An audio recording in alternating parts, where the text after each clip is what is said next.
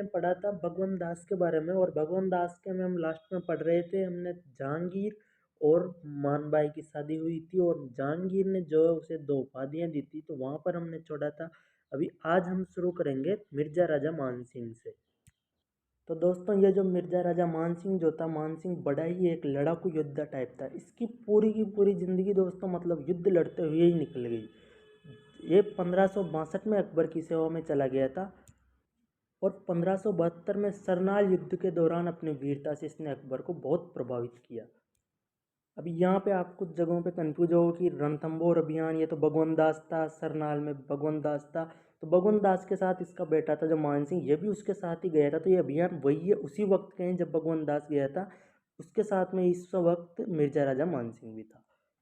अभी ये जो रणथंभौर अभियान है, ये मिर्जा राजा मानसिंह का प्रथम सैनिक अभियान था और इसके अंदर रणथंभौर के जो शासक थे सुरजन देवहाड़ा, उसको अकबर की अधीनता स्वीकार करनी पड़ी थी और इसके अंदर मिर्जा राजा मानसिंह भी गया था। अभी इसके बाद में आता है सरनाल अभियान।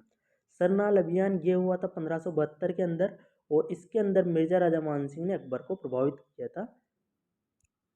अभी आता है डूंगरपुर विजय। डूंगरपुर में तो भाई साहब खतरनाक किया मानसिंह ने, मतलब पूरे डूंगरपुर में आग लगा दी और आस्करण को हरा दिया जो कि डूंगरपुर का शासक था। और दोस्तों 1573 के अंदर ही मिर्जा राजा मानसिंह जो था वो शांति दूत के रूप में महाराणा प्रताप से मिलने गया था मेवाड़। अभी यहाँ पे अलग अलग इतिहासकारों से हमें अलग अलग जानकारी मिलती है। अबुल फजल वो कहते हैं कि यहाँ पर महाराणा प्रताप और मानसिंह के बीच में गोगुंदा में प्रेम पूर्वक मुलाकात हुई, लेकिन वहीं पे एक दूसरा जो इतिहासकार हुआ कर्नल जेम्स टॉड, वो कहते हैं कि महाराणा प्रताप और मानसिंह के मध्य उदय सागर झील के किनारे मुलाकात हुई, जहाँ पर प्रताप ने उनके साथ में खाना नहीं खाया था।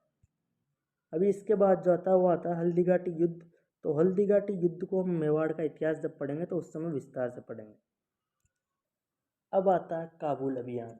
अब भाई क्या हुआ कि अकबर ने मानसिंह के एक के बाद एक कारनामे देखे।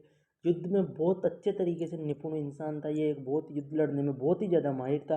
तो इसकी एक के बाद एक सफलताओं को देखते हुए अकबर ने जो इसका ट्रांसफ़र कर दिया काबुल में।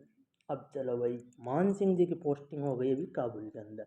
काबुल में क्या था दोस्तों कि यहाँ पर अकबर के जो सौतेले भाई था मिर्जा हाकिम, उसने विद्रोह कर दिया और अपने आप को काबुल का शहंशाह घोषित कर दिया। तो अकबर ने मान सिंह को भेज दिया काबुल में कि भाई अभी तुम वहाँ जाओ और वहाँ पे संभालो। तो लगभग 5-6 साल तक जो मान सिंह था ये काबुल के अंदर ही रहा और वहाँ पे बुरी तरीके से सबको इतने बुरी तरीके से परेशान कर दिया कि वही कहने लग गया कि भाई ये किसको भेज दिया। न तो कोई बातचीत करता है न कोई समझाता है, डायरेक्ट मार काट पे उतर आता है। सब के सब इससे बहुत बुरी तरीके से परेशान हो गए और उन्होंने अकबर को बोला कि भाई अब तो इसे वापस बुला लो। तो अभी मान सिंह जी जो है वो आते हैं 1585 के लगभग। इनको वापस बुला लिया जाता है क्योंकि वहाँ पे ये कहा जाने लगा कि इन्होंने मुस्लिमों को परेशान किया, तो इस वजह से अकबर ने इसे वापस बुला लिया। तो अब इसके बाद मान सिंह का जो ट्रांसफ़र है वो कर दिया जाता है बिहार। अब बिहार में क्या हुआ दोस्तों कि यहाँ पर जो है मान सिंह ने बिहार के शासक पूरणमल को पूरणमल को हराया बिहार के शासक को और अकबर की अधीनता स्वीकार करवाई। और यहाँ पे मिर्जा राजा मान सिंह ने जो है एक नगर बसाया और उस नगर का जो नाम था वो था मानपुर। और इसके अलावा जो अपने लिए इसने रोहतासगढ़ दुर्ग के अंदर महल बनाए। अभी इसके बाद जो मान सिंह जी जाते हैं वो जाते हैं उड़ीसा में। देखो जैसा कि मैंने आपने बताया इनकी पूरी ज़िंदगी युद्ध में उनके अंदर ही निकल गई। अभी यहाँ पर जो उड़ीसा में क्या है, कचलू खां और नासिर खां, ये जो दो व्यक्ति थे इन्होंने विद्रोह कर दिया। तो अभी यहाँ पर मान सिंह है, तो मान सिंह तो हमेशा तैयार रहते थे लड़ने के लिए, तो कि चलो अभी इधर मौका यहाँ से ख़त्म हुआ तो इधर चलो। अभी यहाँ पे जाके इसने जो है कचलू खां और नासिर खां इन दोनों के विद्रोह का दमन किया। तो दमन कर दिया उड़ीसा के अंदर इनका कचलू खां और नासिर खां के विद्रोह का। और उड़ीसा का जो शासक था रामचंद्र देव, उसकी जो पुत्री थी उसको इसने उस शासक को अधीन करके उसकी पुत्री के साथ विवाह किया। अभी दोस्तों इसके बाद में आता है बंगाल विजय। तो उड़ीसा के अंदर तो यहाँ के तो उड़ीसा के बाद दोस्तों मान सिंह जी निकल पड़ते हैं बंगाल अभियान में। तो बंगाल अभियान जो है दोस्तों ये हुआ था 1594 में। अभी यहीं पर भी वही बात, लड़ लिया हरा दिए। यहाँ के शासक थे लक्ष्मी नारायण, उसको हरा कर अधीनता स्वीकार करवाई और इसकी बहन थी अबला देवी, उससे विवाह किया। इसके अलावा दोस्तों एक चीज और है, ढाका के शासक केदार कोइत को इन्होंने हराया और दहेज के अंदर शिला देवी की मूर्ति ली। ये जो शिला देवी की मूर्ति है दोस्तों, ये जो मतलब शिला देवी है, ये कछवा वंश की आराध्य देवी है और ये जो मूर्ति थी ये इन्होंने 1604 के अंदर अंदर ली। अभी इसके बाद में जो आती है वो आती है मानसिंह की प्रमुख स्थापत्य कला। स्थापत्य कला में भी दोस्तों, भी जैसा कि आप सभी को पता है, बहुत कई जगहों पे घूमे, कई जगहों पर युद्ध लड़े, तो इसने बहुत सारे निर्माण करवाए। हर जगह पर जहाँ पे जाता था कुछ ना कुछ बना करके ही आता था। दोस्तों इन्होंने आमेर दुर्ग का निर्माण करवाया। एक दोस्तों इन्होंने बसाया राजमहल नगर, जो बंगाल में, जिसे पहले अकबरपुर कहा जाता था लेकिन बाद में इसका नाम बदल के राजमहल नगर कर दिया। एक इन्होंने इनके खुद का नाम पे मानपुर नगर बसाया जो कि बिहार में है। और एक इन्होंने दोस्तों गोविंद देव का मंदिर बनाया जो कि आप लोग शायद जानते होंगे, वृंदावन यूपी के अंदर है। और बैकुंठ पत्र जो है ये पटना बिहार के अंदर। पंचमहला महल है, ये जयपुर के अंदर है, बैराट जयपुर के अंदर। और जो दोस्तों भित्ति चित्रण है वो ध्यान रखिएगा, सबसे पहले आमेर के अंदर सर्वप्रथम हुआ था और ये जो है मानसिंह के काल में सबसे पहले हुआ था। और जो एक जगत शिरोमणि मंदिर, तो जगत शिरोमणि मंदिर जो है दोस्तों, ये इनकी पत्नी ने बनाया था, कनकावती ने। इनका जो एक पुत्र था दोस्तों जगत सिंह प्रथम, वो क्या है अल्पायु के अंदर ही उसकी मृत्यु हो जाती है, तो उसकी याद में ये बनाती है जगत शिरोमणि मंदिर। और इसके अंदर जो चित्तौड़ से लाई हुई मूर्ति की स्थापना करता है मानसिंह। इस वजह से इसे जगत शिरोमणि मंदिर, कृष्णा मंदिर या फिर वो मीरा मंदिर भी कहा जाता है। मीरा मंदिर या कृष्ण मंदिर इसे कहा जाता है। और दोस्तों इसे जो है लाल जी का मंदिर भी कहा जाता है। एक दोस्तों इसने कराया है शिला देवी के मंदिर का निर्माण जो आमेर दुर्ग के अंदर स्थित है। और दोस्तों ये जो बंगाल के अंदर से ये ढाका के शासक केदार कोइत को हरा के दहेज के अंदर लेके आया था, जैसा अभी कुछ देर पहले मैंने आपको बताया था। और ये जो है दोस्तों कछवा वंश की आराध्य देवी या इष्ट देवी थी। और इसका मेला भी बढ़ता है चैत्र नवरात्र या अश्विन नवरात्र के अंदर। इसे अन्नपूर्णा देवी भी कहा जाता है। तो अभी दोस्तों क्या है, मान सिंह जी की हो जाती है सन 1614 के अंदर मृत्यु। अभी इनके 3 पुत्र है, जगत सिंह प्रथम, महाज सिंह और भाव सिंह। ये जो दोस्तों जगत सिंह प्रथम है, आयु के अंदर मृत्यु हो जाती है। और इनकी जो पुत्री थी दोस्तों, उनका विवाह करवाया गया था जहांगीर के साथ में। इनकी भी अल्पायु में मृत्यु हो जाती है। अभी जो शासक बनता है वो बनते हैं भाव सिंह। ये जो थे जहांगीर के एक तरह से स्वामी भक्त थे। और इनकी क्या है दोस्तों एक आदत थी, ये किया करते थे बहुत ज्यादा ड्रिंक। अभी भाई साहब का क्या हुआ, लीवर हो गया फेल, तो लीवर फेल हो गया तो हो गई डेथ। अभी इनकी डेथ होने के बाद में जो मास सिंह के जो पुत्र है ये जय सिंह, ये बनते हैं आमेर के शासक। और इनकी मृत्यु जो दोस्तों वो होती है सन 1621 के अंदर। तो 1614 से लेकर 1621 तक ये शासक बने रहते हैं। 1621 का जो शासन काल है दोस्तों वो होता है सन 1614 से लेकर 1621 तक। सन 1614 से 1621 तक। उनके बाद में अपने जो शासक बनते हैं वो बनते हैं मिर्जा राजा जयसिंह जी। तो अभी इनके बारे में हम पढ़ते हैं। तो चलिए आइए जानते हैं मिर्जा राजा जयसिंह जी के बारे में।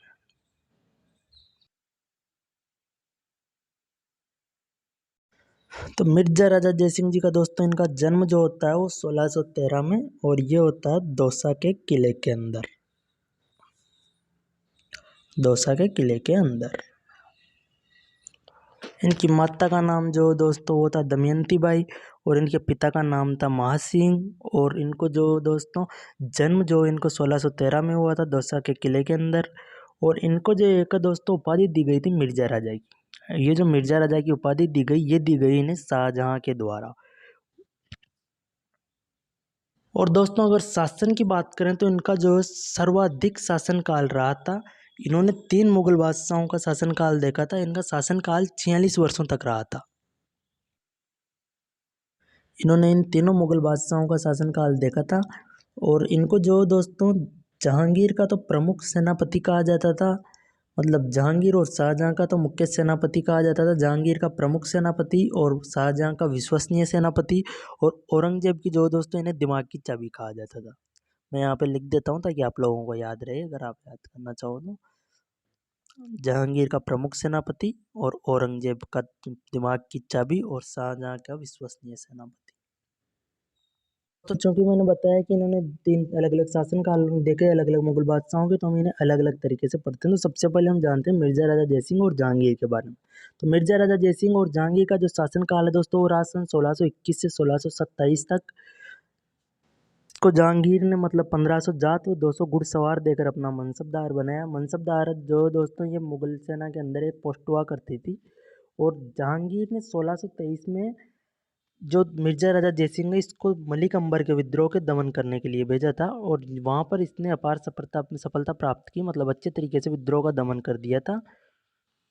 तो दोस्तों भी आपको ये याद रहने में कन्फ्यूजन रहे कि कौन से काल में क्या हुआ। तो अभी जैसे कि आमेर के कछवा वंश के शासकों का शासनकाल तो मैं हम सबकी का बताए नहीं, यहीं पे मैं आपको लिख ही रहा हूँ।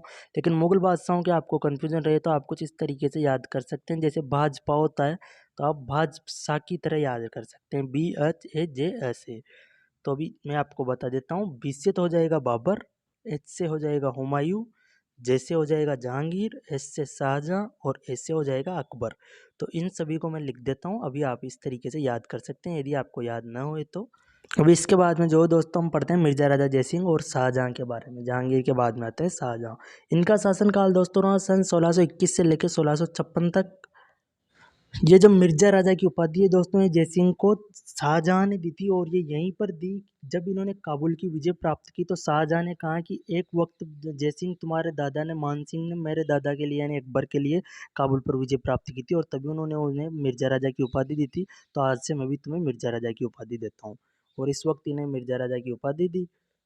भाई साहब होता क्या है कि जयसिंह और शाहजहां की तो अच्छी तरीके से गाड़ी चल रही थी, लेकिन अभी 1656 के अंदर शाहजहां की हो जाती है, शाहजहां बीमार पड़ जाता है और इसकी हो जाती है मृत्यु। अभी जो है मुगल शासक के ये जो शाहजहां था, इसके जो सारे उत्तराधिकारी थे, इनमें छिड़ गया युद्ध।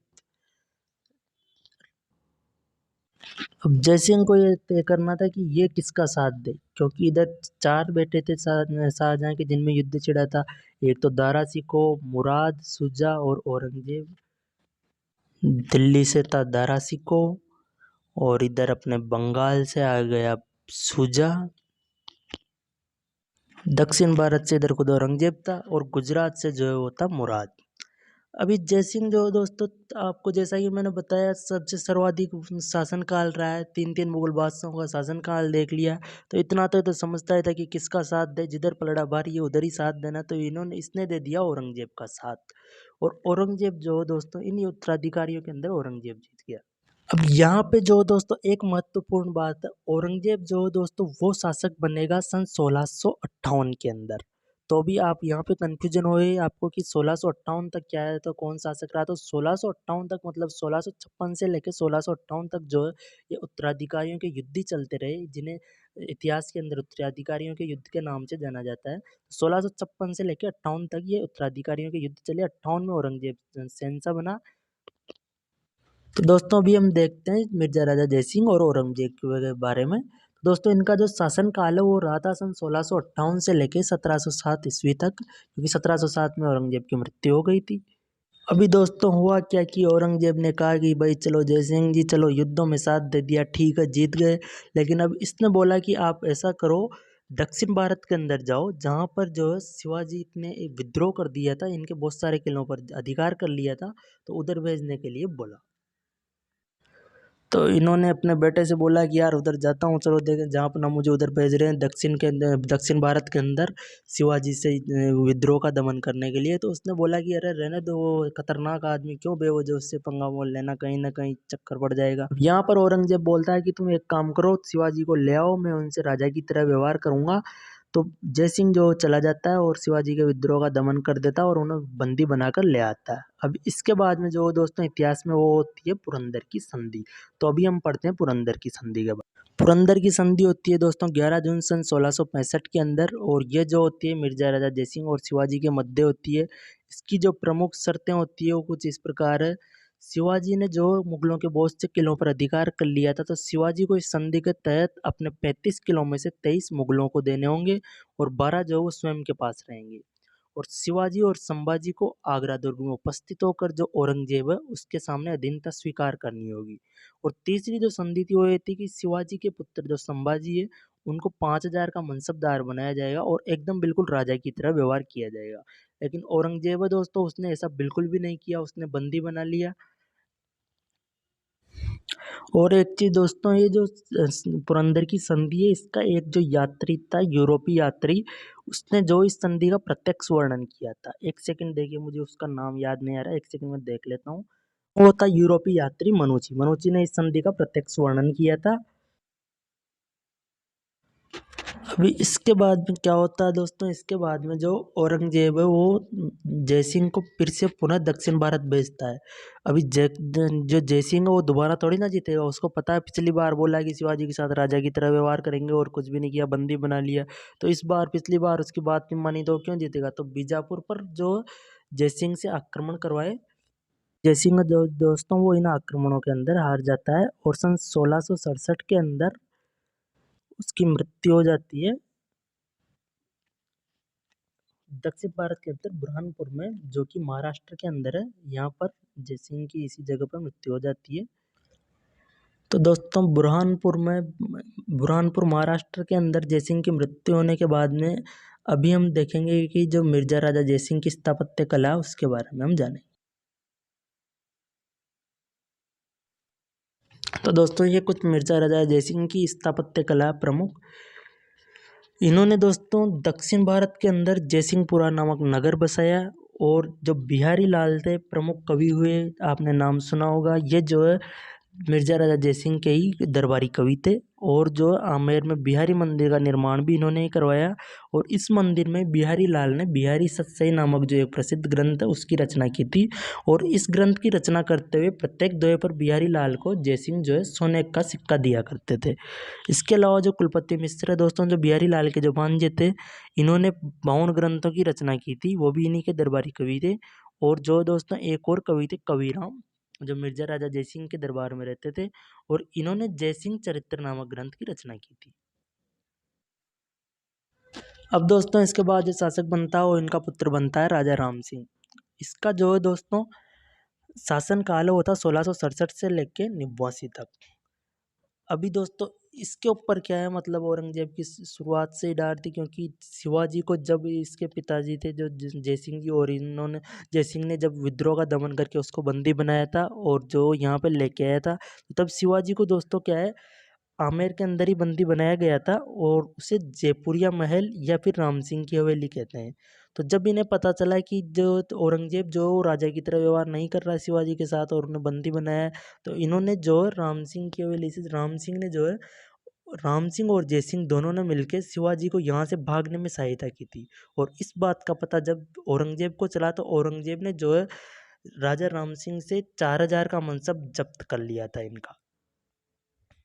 लेकिन दोस्तों जो 1669 में काबुल में जब विद्रोह हुआ, तो जब राजा राम सिंह को औरंगजेब ने भेजा, तो इसने जब विद्रोह का दमन किया तो उस वक्त 5,000 का मनसब इसे दिया था कि यार भाई ये ले 5,000 का मनसब ले, तूने काबुल के विद्रोह का फिर से दमन कर दिया। इसके जो पूर्वज थे वो सभी विद्रोह का दमन करते आ रहे थे और ये भी उसी में कामयाब हुआ, तो इसे 5,000 का मनसबदार फिर बना दिया। एक चीज और दोस्तों, जो 4,000 का मनसब जब जब्त किया था शिवाजी को, जब इसने भागने में मदद की, तो उस वक्त 4,000 का मनसब जब्त किया था और जो राजा राम सिंह की एक ट्योडी बंद कर दी थी, ट्योडी बंद कर दी थी। और जब काबुल का युद्ध मतलब काबुल का युद्ध किया इसने और विद्रोह का दमन किया, तो तभी इसे 5,000 का मनसबदार बना दिया गया था। जो काबुल के जो युद्ध दोस्तों ये 3 बार हुए। पहली बार तो मैंने आपको बताया था, मिर्जा राजा मान सिंह ने काबुल में विद्रोह का दमन किया था, अच्छे तरीके से हरा दिया था सबको। तो दोस्तों ये तीनों मैं यहाँ पे लिख देता हूँ, अगर कहीं पे कुछ प्रश्न बनते हैं और आपको कहीं पे याद नहीं रहता है। तो दोस्तों जो पहला जो काबुल का विद्रोह था वो हुआ, पहला ही नहीं दोस्तों मैं तीनों लिख देता हूँ, काबुल फर्स्ट सेकंड थर्ड तीनों लगा के लिख देता हूँ, तो आप इस हिसाब से समझ लीजिए कि पहला जो मानसिंह का था, सेकंड जो था वो जयसिंह ने किया ही था, और फिर ये राजा राम सिंह। तो पहला, दूसरा और तीसरा। तो दोस्तों जब काबुल का पहला विद्रोह हुआ वो हुआ 1580 में, दूसरा जो है दोस्तों वो हुआ 1638 के अंदर, और तीसरा जो है वो हुआ 1669 के अंदर, 1669। अभी इसके बाद में दोस्तों जो आते हैं वो आते हैं राजा विष्णु सिंह। तो अभी हम पढ़ते हैं राजा विष्णु सिंह के बारे में। राजा विष्णु सिंह के काल की दोस्तों एक ही प्रमुख घटना में देखने को मिलती है। जब इनका शासन था तो उस वक्त भरतपुर के एक शासक हुए राजा राम। इसने विद्रोह कर दिया और आगरा का जो दुर्ग है उसको लूटा और जो अकबर का जो मकबरा है उसको भी लूटा और आग लगा दी। इसका जो शासन काल है दोस्तों वो था सन 1689 से लेकर 1700 तक। इसके बाद में जो फिर सवाई जयसिंह शासक बनता है तो इस विद्रोह की जो दमन करने की जिम्मेदारी है औरंगजेब ने दे दी राजा विष्णु सिंह को। तो विष्णु सिंह ने जो दोस्तों इस विद्रोह का दमन किया और राजा राम को हराया। और एक चीज़ और दोस्तों जो यहाँ पर अकबर के मकबरे का नाम आ रहा है तो आप लोगों को शायद अगर पता नहीं हो तो मैं बता दूं, अकबर का जो मकबरा है वो सिकंदरा में स्थित है। हालांकि आप लोग जानते होंगे लेकिन मैं लिख देता हूँ। तो दोस्तों आज के लिए इतना ही। अभी हम कल से शुरुआत करेंगे, कल सवाई जयसिंह के बारे में पढ़ेंगे। आज बस इतना ही। यदि आपको वीडियो पसंद आया हो तो लाइक करें और आपका कोई भी सुझाव हो तो कृपया कमेंट बॉक्स में कमेंट करें। ये जो चैनल है नया नया आपका अपना चैनल है, इसको आप ही सपोर्ट कीजिए और कहीं पर भी कोई कमी दिखे तो कृपया अपना सुझाव जरूर दें। Subscribe now and press the bell icon.